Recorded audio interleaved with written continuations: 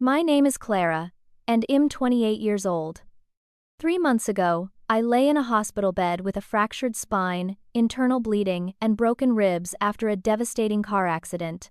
My hands shook as I dialed my parents' numbers over and over while nurses prepped me for emergency surgery. The phone rang endlessly, no answer. I sent one final desperate text before they wheeled me toward the operating room, my vision blurring with tears and fear. I genuinely thought I might die alone. Then, as the orderly pushed my gurney through the hallway, my phone screen lit up with a notification. My brother Mitchell's Instagram story. There they were. My parents. At his art gallery opening. Champagne glasses raised high, their faces glowing with pride and joy, completely unreachable while I faced death alone. Before I tell you what happened next, drop a comment letting me know where you're watching from. If this story hits close to home, hit that like button and subscribe, because what comes next will show you exactly how far parental favoritism can go, and how I finally found the courage to fight back. Trust me, you need to hear how this unfolds. Growing up in Portland, Oregon, I learned early that love in my family was a limited resource, and my brother Mitchell consumed it all.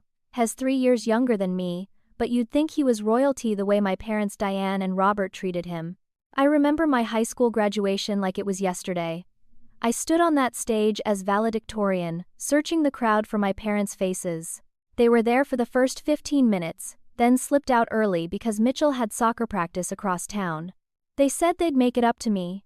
They never did. When I got my acceptance letter to nursing school, I ran downstairs waving the envelope, my heart bursting with pride. My mother barely looked up from her laptop. My father nodded absently. But that same week, when Mitchell got into art school, they threw a dinner party. They invited 30 people. They hired a caterer. They gave speeches about his brilliant future while I served appetizers like hired help. The pattern became my normal. I bought my first car at 22 with money I saved from working double shifts at a diner while attending nursing classes. I was so proud. I called my parents, asked them to come see it. My mother said they were busy helping Mitchell move into his new apartment downtown. 2 days later, they surprised Mitchell with a brand new convertible for his birthday. I made excuses for them constantly. They're just busy. I'd tell myself while crying in my car after another forgotten birthday. Mitchell needs more support because art is a harder field. I'd rationalize while paying my own tuition as they funded his entire lifestyle. I became a nurse at Seattle General Hospital, working brutal night shifts, saving lives, building a career I loved. Mitchell became a struggling artist in downtown Seattle, creating paintings that never sold while our parents paid his rent, his supplies, his groceries, his entire existence. The months leading up to my accident, I'd been feeling terrible. Severe headaches that made my vision blur. Dizziness so bad I had to grip the nurse's station to stay upright. I should have seen a doctor, should have told someone, but Mitchell's first major gallery opening was approaching. It was all my parents talked about during our brief, obligatory phone calls. Mitchell's big night, they called it. His moment to shine. I didn't want to create drama, didn't want to pull focus from the golden child spotlight. So I swallowed pain medication, ignored the warning signs my body screamed at me, and stayed silent. That's what I'd been trained to do my entire life. Stay quiet, stay small, don't need anything, don't take up space. Let Mitchell shine because his light was the only one that mattered to them. I told myself I was being mature, being the bigger person, being a good daughter and sister. But really, I was just terrified that if I asked for attention, for care, for basic acknowledgement, they'd finally say out loud what I'd always feared they felt. That I was a burden. That I was unwanted. That I was the mistake they couldn't quite figure out how to love.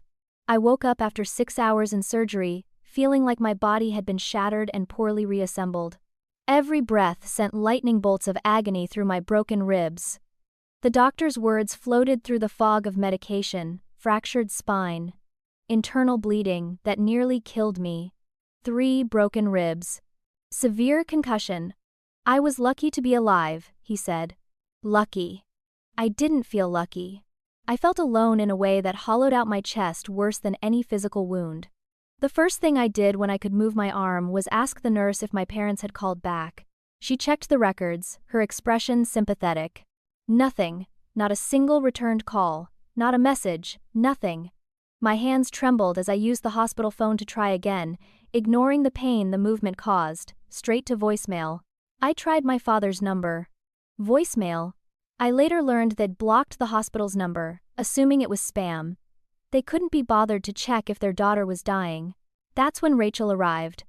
Rachel, my best friend and coworker, burst through the door with wild eyes and fury radiating from every pore. She threw her arms around me as carefully as she could, and I finally broke down completely. I called them. I sobbed into her shoulder. I called them so many times. I was so scared. I thought I was going to die, and they just didn't answer. Rachel pulled back, her jaw tight with rage. Clara, I need to tell you something. She took a shaky breath. I called your parents too, from my phone. Your mom answered once. I told her you were in the hospital, that it was serious. Do you know what she said? I shook my head, not sure I wanted to know. She said, "We're at Mitchell's big night, can this wait?" And hung up. I tried calling back. She sent me to voicemail. The words hit me like a physical blow. Can this wait? Can emergency surgery wait? Can their daughter's life wait? Apparently, yes, everything could wait when Mitchell needed them. I made the mistake of checking social media. Mitchell's Instagram was flooded with posts from the gallery opening. My parents appeared in dozens of photos, beaming with pride, arms around my brother, glasses of expensive wine in their hands. The captions made me nauseous. So proud of our talented son. Family means everything. Best night of our lives. I scrolled through every single photo, torturing myself, searching for any sign that they'd thought about me, worried about me, cared at all. Nothing. In one photo, Mitchell had posted a selfie with our parents, caption reading, "Family means everything," with heart emojis. I wasn't in a single frame. Not one. It was as if I didn't exist. As if Eid never existed. I finally understood with crushing clarity that, in their minds, I was never really part of the family at all. Mitchell was their son, their only child, their everything. And I was just the girl they'd had first, the practice run before they got the child they actually wanted. 3 days crawled by in that hospital bed. 3 days of nurses checking my vitals, doctors adjusting medications, Rachel sitting beside me during her off hours, and my phone remaining silent. On the 4th day, my mother finally called. I saw her name on the screen, and my heart leapt despite everything, desperate and pathetic in its hope. Maybe she'd apologize. Maybe she'd explain. Maybe this nightmare would make sense. Clara. Deanne's voice came through the speaker, sharp with irritation rather than concern. You caused such drama with all those calls. We saw them after Mitchell's event ended. Why didn't you just leave a message explaining what was wrong? I blinked, certain I'd misheard. Mom, I was being rushed into emergency surgery. I was terrified. I could have died. Well, you're fine now, aren't you? Her tone suggested I was being hysterical. Mitchell's opening was a once-in-a-lifetime opportunity. Important gallery owners were there. Important collectors. You're always so dramatic about everything. We couldn't just abandon your brother's big moment because you had a little accident. A little accident. I looked down at my body, at the tubes and bandages, at the brace supporting my fractured spine. A little accident. Can I talk to Dad? I asked, my voice hollow. My father took the phone. Your mother's right, Clara. You could have waited until the next morning to call. We had important people at Mitchell's gallery. This was about his future, his career. Surely you understand that family supports family. I hung up without saying goodbye. The phone slipped from my hand onto the blanket, and I stared at the ceiling, feeling something fundamental break inside me that had nothing to do with bones or organs. Rachel had witnessed the entire conversation from her chair beside my bed. She stood up slowly, her face contorted with an anger I'd rarely seen. Clara, listen to me very carefully. Those people are not acting like parents. They're not acting like people who love you. You need to stand up for yourself. I wanted to argue, wanted to defend them out of habit, but I couldn't find the words. 2 more days passed. My parents never visited, not once. Instead, they sent flowers. The card read, "Get well soon. Well, visit when Mitchell's schedule calms down." When Mitchell's schedule calms down. As if my recovery, my pain, my needs were items on a waiting list, always behind whatever my brother wanted. My coworkers from Seattle General became my family during those days. They visited in shifts, brought me decent food to replace the hospital meals, sat with me during painful physical therapy sessions. One of them, James, the hospital's physical therapist assigned to my case, noticed something the others missed. After a session where he helped me take my first agonizing steps with a walker, he sat down beside my bed and spoke quietly. "Clara, I see a lot of patients. I see pain, but what I see in your eyes isn't just physical. Want to talk about it?" I found myself telling him everything. The lifetime of being second best, the calls they ignored, the flowers instead of their presents. James listened without interruption, his expression growing darker. When I finished, he was quiet for a long moment. "I cut off my toxic family 5 years ago," he finally said. "Best decision I ever made. Family isn't who shares your blood, it's who shows up, who stays, who fights for you when you can't fight for yourself." His words planted seeds in my mind that would grow into something I'd never allowed myself before. The possibility that I deserved better. The radical idea that blood didn't excuse cruelty.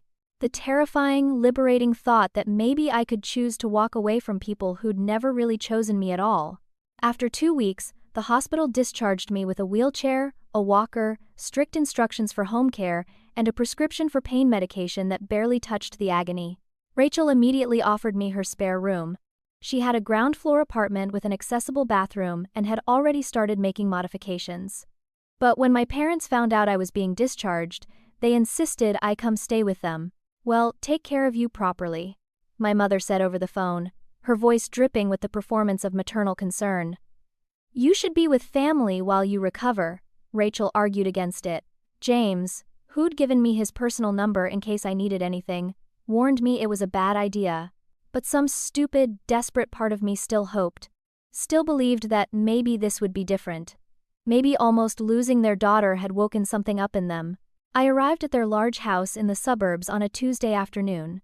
My father carried my bags in while I struggled up the front steps with my walker, every movement sending shockwaves through my healing spine. I'd grown up in this house. I knew every room, every corner. When I asked which room they'd prepared for me, my mother led me upstairs to the small guest room at the end of the hall. Confusion flickered through me. "What about my old room?" I asked. My mother didn't meet my eyes. "Mitchell needed more space for his art supplies and canvases. We converted your room into his studio. It made sense since you moved out years ago." My childhood bedroom. The room where Eid cried over failed friendships and first heartbreaks. The room where Eid studied for nursing exams and dreamed about my future. Gone. Converted into storage space for my brother's unsold paintings. "Can I at least see it?" I asked, though I already knew the answer would hurt. My mother reluctantly led me to what used to be my sanctuary. She opened the door, and my heart crumbled. Canvases everywhere. Paint splattered on the walls, Eid once covered in posters and photos. My old furniture gone, replaced with easels and storage units. My childhood belongings, everything I'd left behind when I moved out because there wasn't room in my tiny apartment, were nowhere to be seen. "Where are my things?" I asked quietly. "The yearbooks, the photo albums, my old stuffed animals." My mother waved her hand dismissively. "We put them in the garage, in trash bags. We needed the space." Trash bags. In the garage. My memories, my history, my entire childhood treated like garbage, while Mitchell's mediocre art consumed the space where I used to exist. The guest room they'd given me presented another problem they'd somehow overlooked. No bathroom on the same floor. To reach the bathroom, I'd have to navigate stairs in a wheelchair or attempt them with a walker while my spine screamed in protest. When I pointed this out, my father shrugged. "Just use the downstairs bathroom during the day," as if I had control over when my bladder decided to function. As if navigating stairs every time I needed basic facilities wasn't a massive safety risk for someone barely 2 weeks post-spinal surgery. That first night set the tone for everything to come. My parents ordered Chinese food for dinner. When it arrived, I used my walker to make my way slowly to the kitchen. My mother was setting out plates and containers. 3 plates, 3 sets of silverware, 3 portions of food. She'd forgotten to order for me. Mom, I said, staring at the table. Did you not order enough for me? She looked up, genuinely confused for a moment, then waved her hand. Oh, I'm so used to just ordering for the three of us. Mitchell's been staying here so much lately. Just order yourself something on that app you young people use. I sat there in shock, hungry and humiliated, watching my parents and brother eat together like a complete family while I was an afterthought. I wheeled myself back to the guest room, ordered my own delivery on my phone, and cried while I waited for it to arrive. Later that night, around 10, Mitchell showed up drunk. I could hear him from my room, his voice loud and slurred, complaining to our parents about how his art wasn't selling, how the gallery hadn't gotten him the connections he'd hoped for, how he needed more money for better supplies, for advertising, for networking events. My parents' voices floated up the stairs, soothing and indulgent. Of course, sweetheart. We'll help you. We'll always help you. Don't worry about money. Worry about your art. I wheeled myself to the top of the stairs, staying back in the shadows, just listening. How much do you need? My father asked. 50,000 should cover the next exhibition I'm planning, Mitchell said, as casually as if he were asking for $50. My breath caught. Last year, when my medical bills from a minor surgery had piled up, I'd swallowed my pride and asked my parents for a $5,000 loan. Just a loan. I'd promised to pay it back with interest.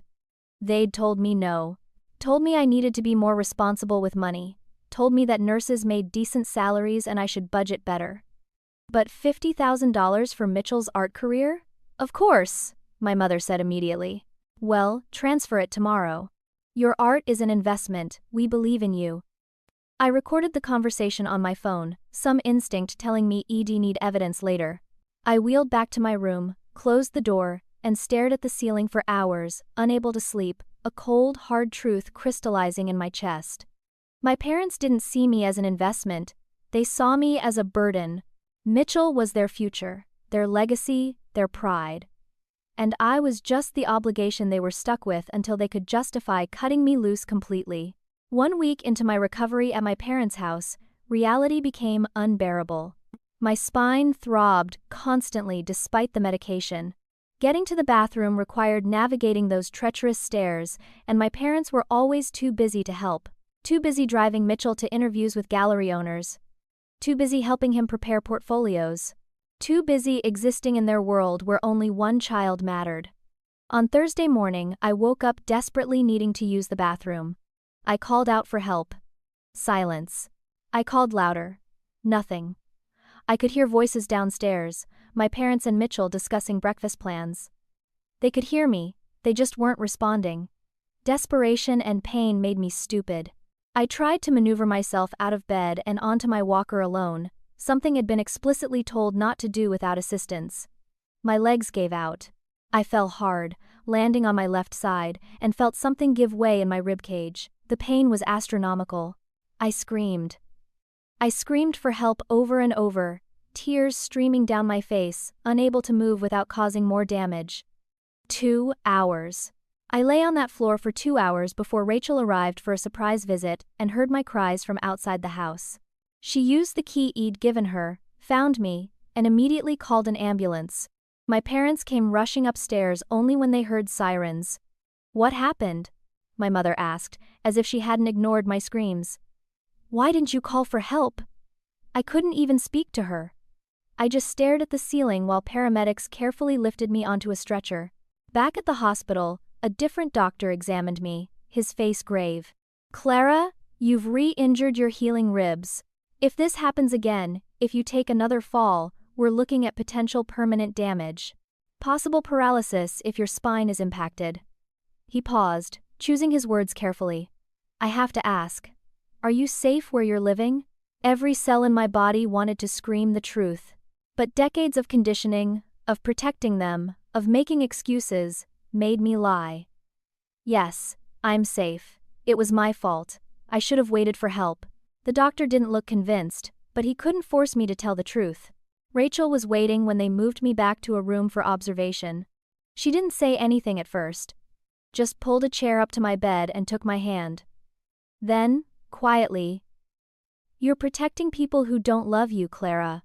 You're lying for people who let you fall and didn't come. Why? I broke. Finally. Completely. I broke. They're my parents. I sobbed. They're all I have. If I lose them, I have no family. I have no one. Rachel squeezed my hand so hard it hurt. No. You have me. You have your coworkers who visit every single day. You have James who calls every evening to check on you. You have people who actually showed up. That's family. Blood doesn't make family. Showing up makes family. And they've never shown up for you. The next discovery broke something in me I didn't know could still break. I'd left my phone at my parents' house in the chaos. When Rachel went back to get my things, to move me to her apartment because I was never going back to that house, she found the family iPad sitting on the kitchen counter. She wasn't snooping intentionally, but the banking app was open, logged into an account she recognized. My old savings account.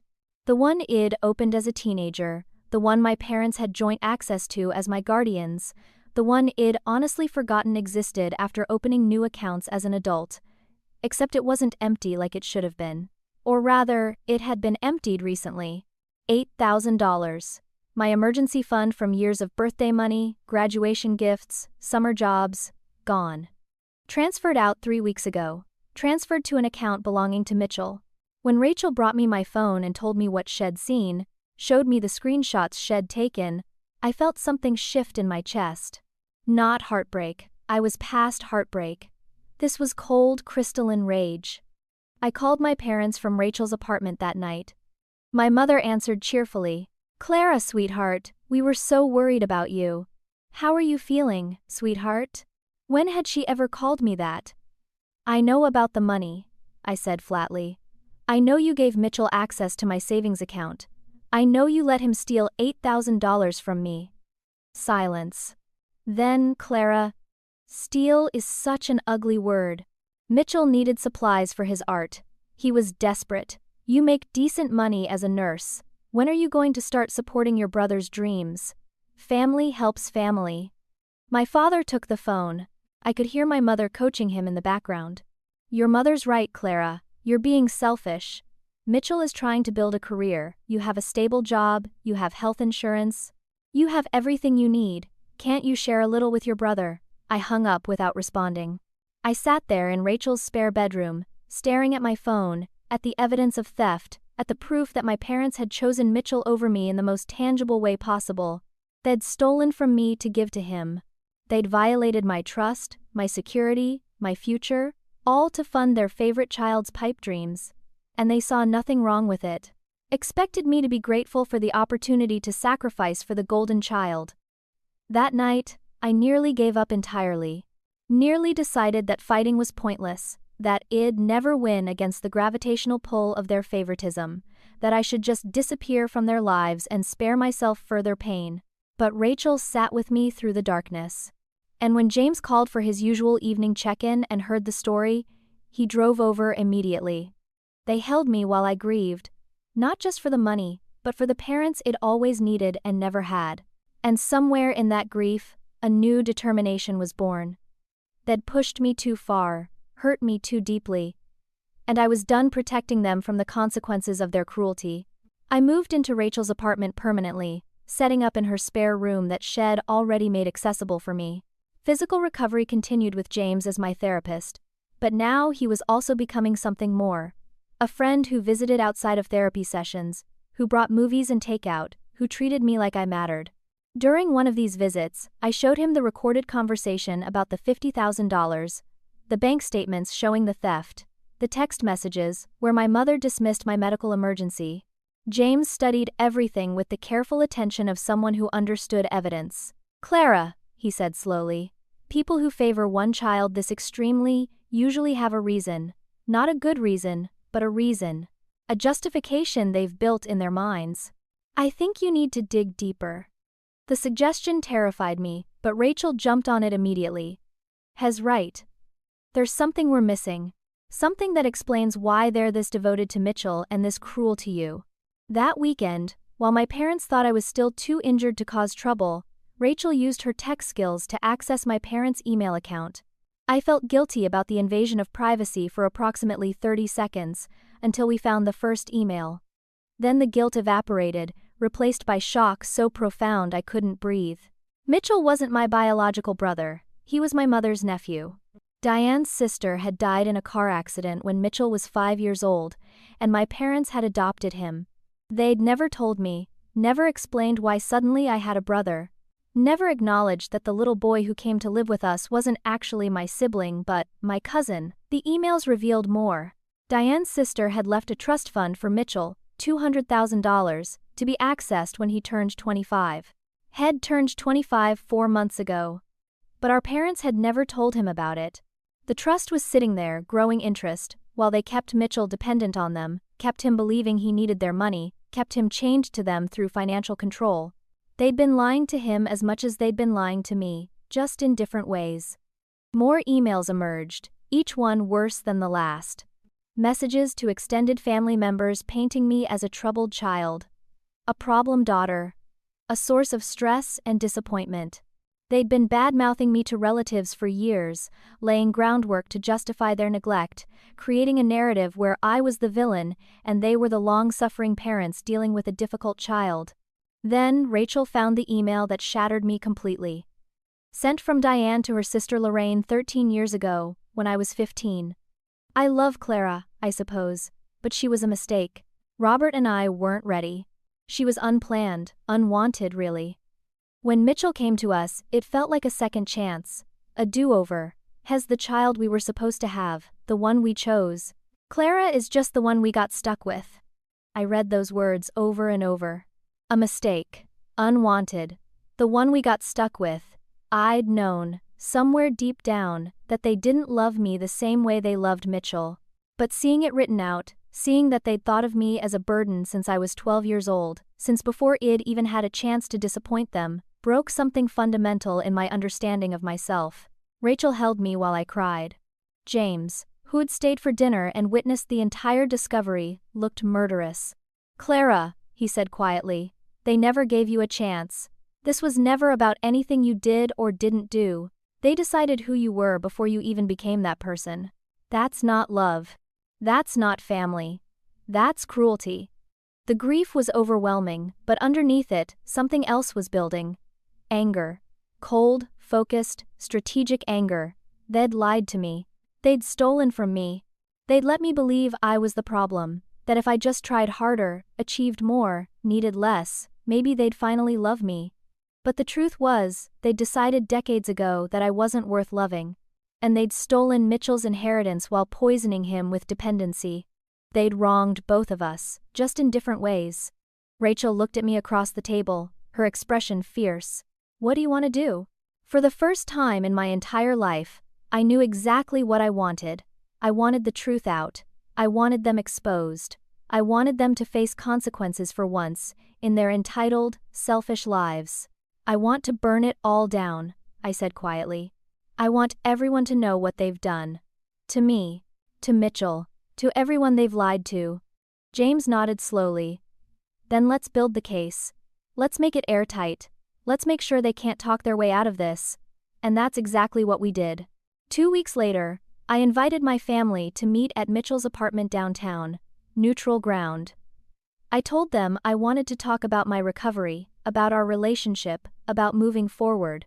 They agreed, probably expecting an apology from me, expecting me to fall back in line like I always had. I brought Rachel and James with me for support and as witnesses. Mitchell was there, confused about why I'd requested his presence. My parents arrived with Aunt Lorraine, my mother's sister, whom I'd secretly contacted and asked to attend. Shed agreed immediately, concerned by the cryptic things I'd hinted at over the phone. I walked in using only a cane now, recovered enough to move independently, strong enough to stand on my own in every sense. My parents sat on Mitchell's worn couch. My brother perched on a stool by his easel, looking nervous. I stood in the center of the room, Rachel and James flanking me, and pulled out a folder thick with printed documents. I need to tell you all something, I began, my voice steady despite my racing heart. And I need you to listen without interrupting. I started with the recordings, playing my mother's voice, dismissing my medical emergency, my parents' conversation about giving Mitchell $50,000 after denying me $5,000. Mitchell's face paled as he heard his own voice drunkenly asking for money, heard our parents' immediate agreement. I showed bank statements next, proof of the $8,000 transferred from my account to Mitchell's. That's theft, I said clearly. Legal, prosecutable theft. My father tried to interrupt. Clara, this is ridiculous. We're family. We don't air dirty laundry like this. Then, let's talk about the really dirty laundry. I continued, pulling out the printed emails. Let's talk about how Mitchell isn't actually my brother. How he's Mom's nephew. How you never told either of us the truth about his adoption. Mitchell stood up abruptly, knocking over his stool. What? That's not true. That's impossible. I handed him copies of the adoption papers, the death certificate for Diane's sister. Your mother died when you were 5, Mitchell. My parents adopted you. And they never told you. I turned to my parents, whose faces had gone white. But that's not even the worst part. The worst part is the trust fund your mother left you. $200,000. You turned 25 4 months ago. You should have been told, you should have access, but our parents never mentioned it because they wanted to keep you dependent on them, keep you needy, keep you under their control. I pulled out the trust fund documents, handed them to Mitchell, whose hands shook as he read them. Aunt Lorraine stood up, her face contorted with rage directed at her sister. Diane, tell me she's lying. Tell me you didn't steal from your nephew. From your dead sister's child. My mother finally spoke, her voice shrill with defensive anger. This is taken out of context. Clara, you're twisting everything. After all we've done for you, we took you in, we raised you, we gave you everything. You were supposed to raise me, I shouted, my composure cracking. I'm your daughter. You didn't do me a favor by providing basic parenting. My father tried a different tactic, gaslighting as always. We were at the hospital, Clara. You're remembering wrong. We called you back as soon as we could. Rachel stepped forward, pulling up video on her tablet. This is hospital security footage from the night of Clara's surgery, time-stamped. She was in recovery for 6 hours, completely alone. The timestamp coincides exactly with Mitchell's gallery opening. You weren't there, you never came. The video played, showing my empty hospital room, the clock ticking through hours, my small form alone in that bed, while somewhere across the city my parents celebrated their chosen child. My mother's last desperate move was to weaponize victimhood. This is what you do, Clara. You've always been dramatic, always seeking attention. Your accident was probably subconscious self-sabotage to ruin Mitchell's big night. You couldn't stand seeing him succeed. The words hung in the air, so outrageous that even my father looked uncomfortable. Actually, I said coldly, I've already filed a police report about the stolen $8,000. I've contacted a lawyer about the trust fund situation. And I've sent all of this evidence to our entire extended family group chat while we've been standing here talking. Check your phones. Everyone knows now. Every aunt, uncle, cousin, everyone knows what you did to both of us. My parents grabbed their phones simultaneously, their faces shifting from defiant to panicked as messages started flooding in. Relatives calling, texting, demanding explanations. My mother looked at me with pure hatred. You're destroying this family. Everything I've done has been for this family. No, I said quietly. You destroyed it years ago. I'm just making sure everyone can see the ruins. My parents made one final play, turning to Mitchell with desperate eyes. She's lying, sweetheart. She's always been jealous of you. She's trying to turn you against us. Don't let her destroy what we have. Mitchell stood there, trust fund documents in his hands, looking between them and me. This was the moment. The moment he'd choose a side. The moment that would tell me if I'd lost him forever to their conditioning, or if some part of the brother I'd loved still existed underneath their manipulation. The week following that confrontation became a battlefield. My extended family split down the middle, some believing the documented evidence I'd provided, others choosing to believe my parents' narrative that I was a bitter, jealous daughter seeking revenge. My parents launched a full-scale smear campaign on social media, posting long, tearful Facebook updates about their mentally unstable daughter who was making false accusations to destroy the family. They painted themselves as victims of my cruelty, generous parents being attacked by an ungrateful child. Relatives I'd barely spoken to in years commented their support for my parents. Others, including Aunt Lorraine and several cousins, publicly defended me, sharing their own stories of my parents' favoritism and cruelty they'd witnessed over the years. But what hurt most was Mitchell's silence. He didn't defend them, but he didn't defend me either. He went completely dark, deleted his social media, wouldn't answer calls from anyone. His silence felt like the deepest betrayal because I'd fought for him too, exposed his stolen inheritance, tried to free him from their control, and had responded by disappearing. Then came the worst blow. 3 weeks after the confrontation, a sheriff's deputy knocked on Rachel's door with papers. My parents were filing a restraining order against me, claiming I'd threatened them during our confrontation, claiming I'd been harassing them with violent and disturbing messages. None of it was true, but they had money for expensive lawyers, and I had evidence they were determined to paint as the ravings of a mentally ill woman. The court hearing was scheduled for 2 weeks later. I showed up with a court-appointed advocate, a tired young woman handling 50 cases simultaneously. My parents arrived with Dennis Blackwood, one of the most expensive family lawyers in Seattle, in a $1,000 suit and practiced sympathetic expressions. Their lawyer painted a devastating picture of me. He called me bitter, jealous, obsessed with destroying my parents because they'd always loved my brother more. He suggested my accident had been a cry for attention, that my medical issues were exaggerated, that my entire personality was built around victimhood and resentment. He made me sound like a monster, and I watched the judge's expression shift from neutral to skeptical as he spoke. I thought I was going to lose. The judge asked me direct questions, and I answered truthfully, but the truth sounded weak against their lawyer's polished narrative. Then, Aunt Lorraine took the stand. She brought copies of her deceased sister's will, proving she'd been the executor of Mitchell's trust. She testified about phone calls with Diane over the years, about my mother's complaints about me, about obvious favoritism she'd witnessed at family gatherings. She brought receipts, literal and metaphorical. Rachel testified next, professional and composed, describing the phone call where my mother had dismissed my medical emergency, providing phone records that proved the timing. James testified about my injuries, about their severity, about the psychological trauma I'd witnessed, about the physical evidence of neglect when I'd fallen at my parents' house and been left on the floor for hours. The medical records he submitted showed a pattern consistent with severe trauma and inadequate care. Then the courtroom doors opened, and Mitchell walked in. My heart stopped. I hadn't seen him in weeks. He looked terrible, thinner, older, exhausted. He approached the witness stand, was sworn in, and sat down without looking at anyone. "Mr. Mitchell Bradford," the judge said. "You understand you're under oath?" Mitchell nodded. "Yes, Your Honor. Tell us about your family dynamic growing up. Be honest." Mitchell took a shaky breath. "My parents always favored me. Always. I knew it, Clara knew it, everyone knew it. I told myself it was because I was younger, because I needed more help, because art is a harder path than nursing. But the truth is, they just loved me more, and we all pretended that was normal." He finally looked at me, his eyes red. "Clara got straight A's. I barely graduated high school. She never asked them for money. I asked constantly. She worked 3 jobs to put herself through nursing school. They paid for my entire art degree. She bought her own car. They bought me a convertible.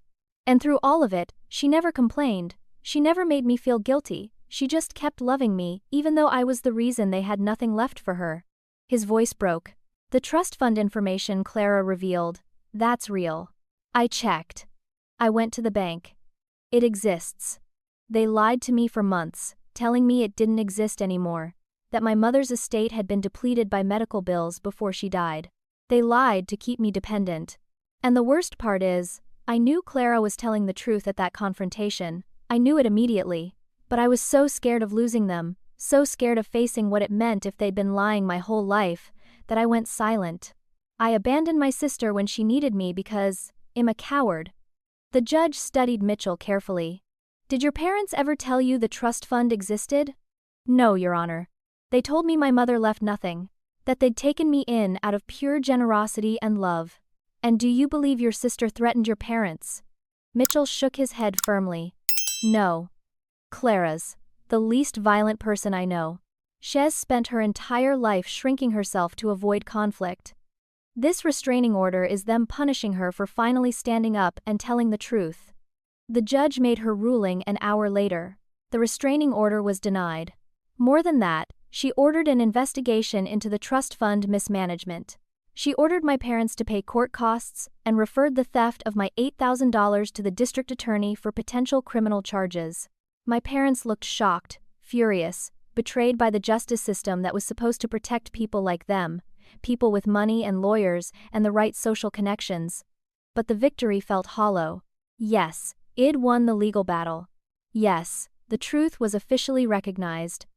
But Mitchell caught me in the courthouse hallway afterward, and the pain in his eyes killed any triumph I might have felt. "I'm sorry," he said quietly. "I'm so sorry it took me this long. I'm so sorry I wasn't brave like you." "Then be brave now," I said, tears streaming down my face. "Come with me, leave them, choose yourself." But he shook his head. "I can't yet. I need time. I need therapy. I need to figure out who I am without them." "But, Clara, thank you. Thank you for loving me enough to tell the truth even when I didn't deserve it." He walked away, back toward our parents, who waited at the courthouse doors, and I let him go. Rachel grabbed my hand. "He'll come back," she said. "When he's ready.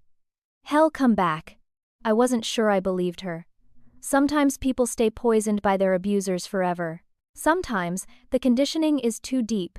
Sometimes you have to grieve people who are still alive because the version of them you loved doesn't exist anymore and maybe never did.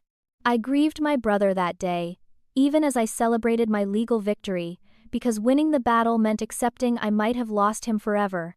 6 months crawled by, each week bringing small changes that accumulated into transformation. The legal proceedings ground forward with bureaucratic slowness. My parents were ordered to pay full restitution for the $8,000 they'd stolen from me, plus interest and legal fees.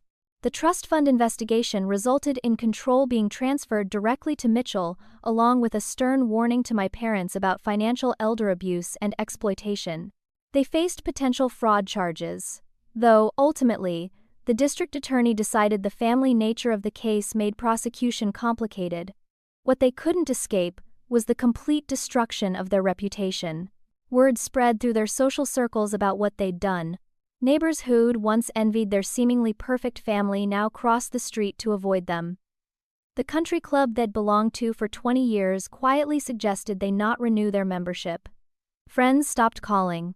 Their church community, where they'd presented themselves as model parents, asked them politely to find another congregation. The court of public opinion delivered judgments the legal system couldn't. They were forced to sell their large house to cover legal fees and restitution payments. The last I heard, they'd moved to a small apartment across town, isolated and bitter, still convinced they'd done nothing wrong.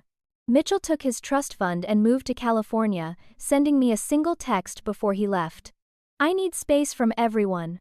From them, from Seattle, from the person I was. I'm sorry I can't be the brother you deserve right now. Maybe someday. I'm starting therapy. I'm trying." I cried when I read it, but I understood. He needed to find himself without their voices in his head, without the weight of being the golden child crushing him, without the guilt of what his favored status had cost me. I had to let him go to do that, even though it hurt. Even though I'd wanted us to heal together. Sometimes people need to heal alone first before they can heal with others. My own healing took different forms. Seattle General promoted me to charge nurse, a position I'd earned through years of excellent work, but that felt especially meaningful now.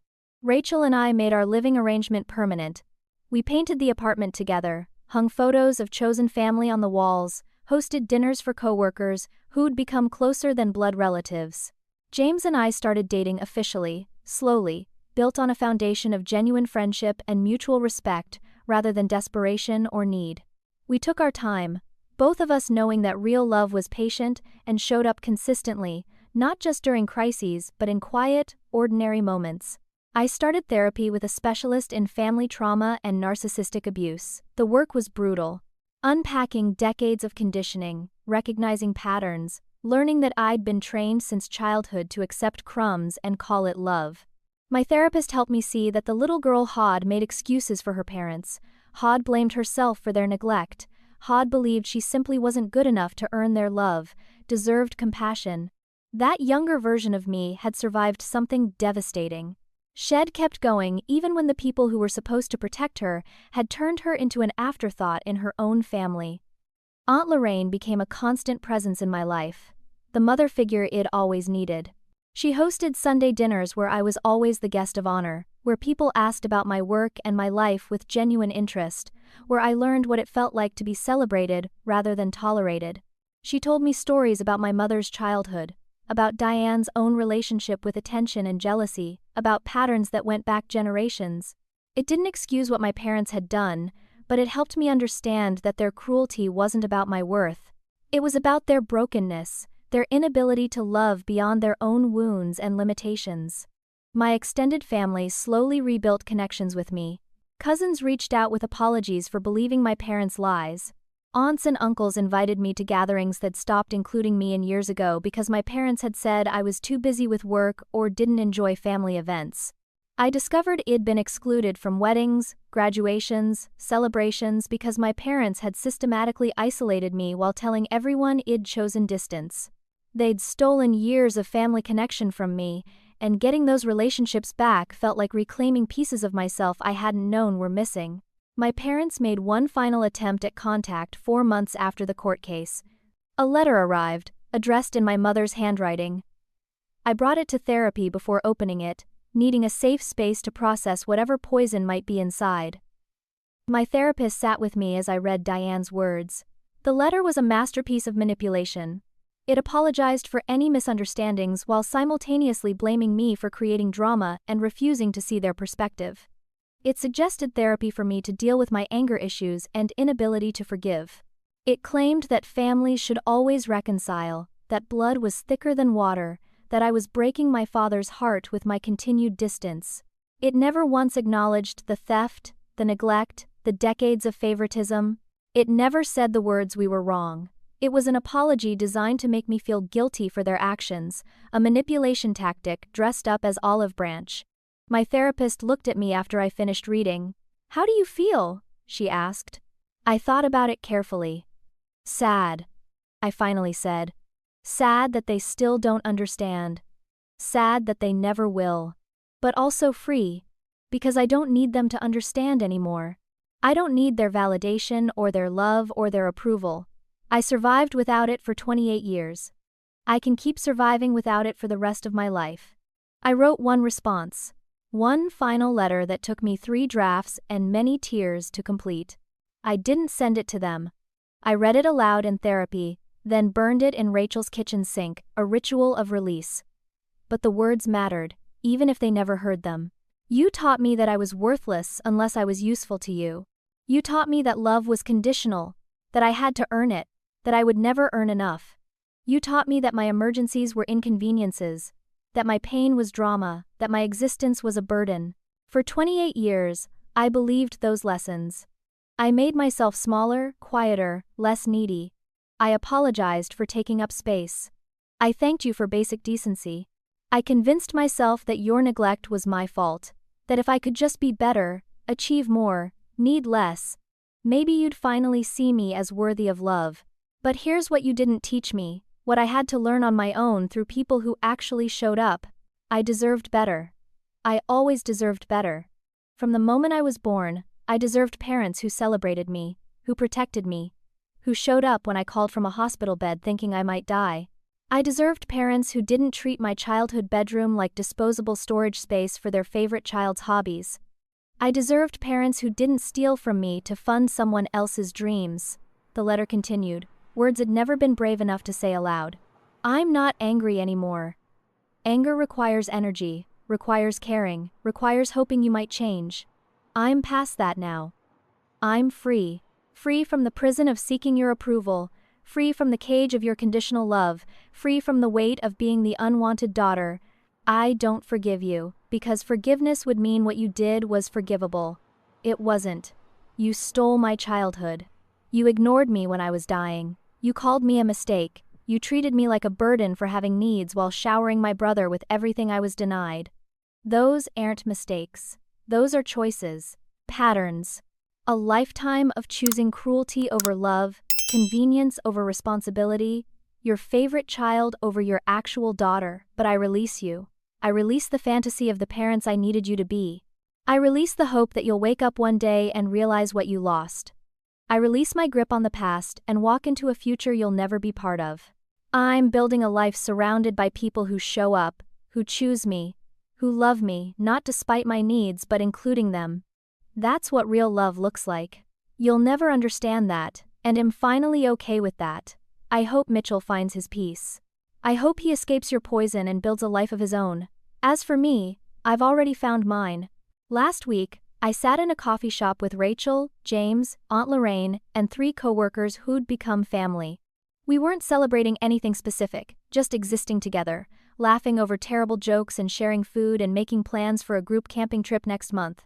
I looked around the table at these people who'd chosen me, who'd shown up when it mattered, who'd held me through the worst, and celebrated with me through the recovery.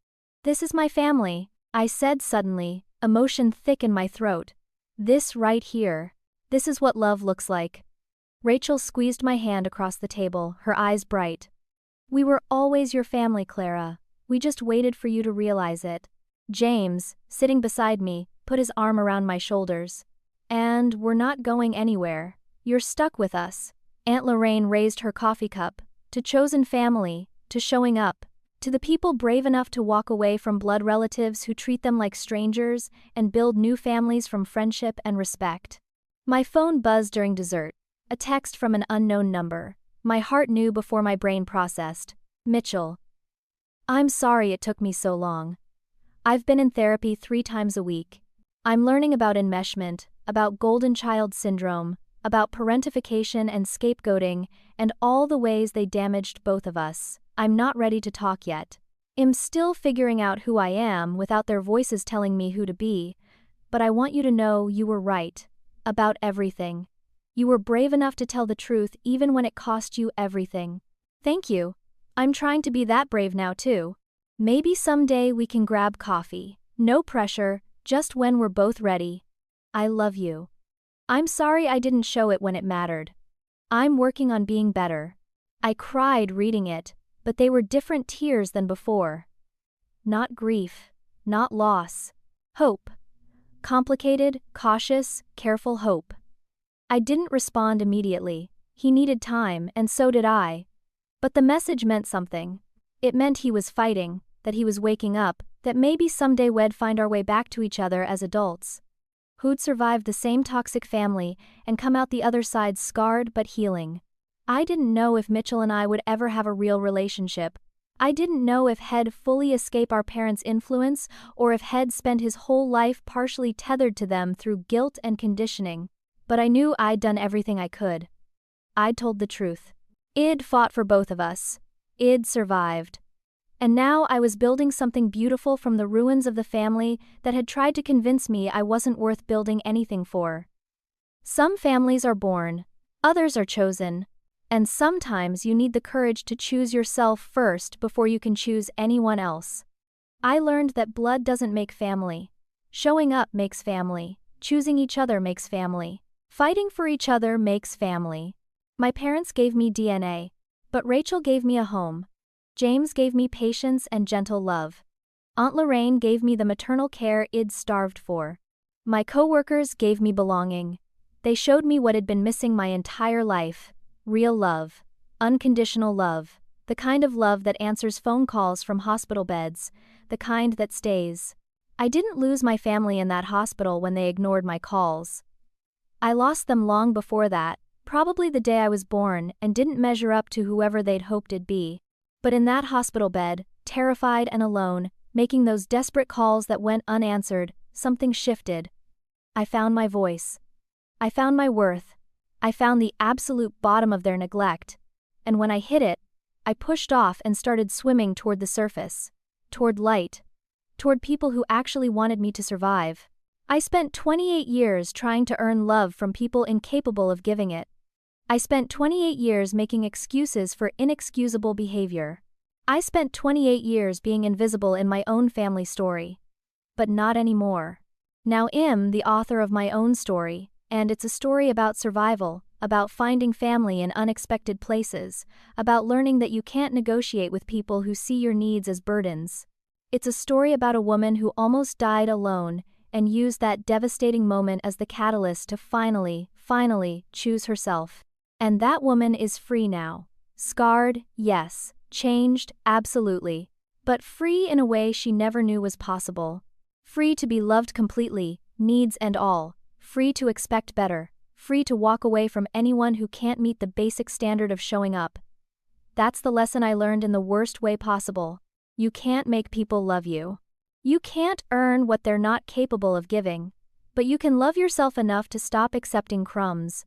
You can love yourself enough to demand better. You can love yourself enough to walk away and build something better with people who actually see you, value you, choose you. I closed my phone and looked at my chosen family gathered around the table, laughing and planning and just being together without conditions or expectations beyond basic kindness. And for the first time in 28 years, I felt like I was exactly where I belonged. Not because of blood, not because of obligation, but because of love. Real, honest, show up when it matters love. That's the family I choose. That's the life I'm building.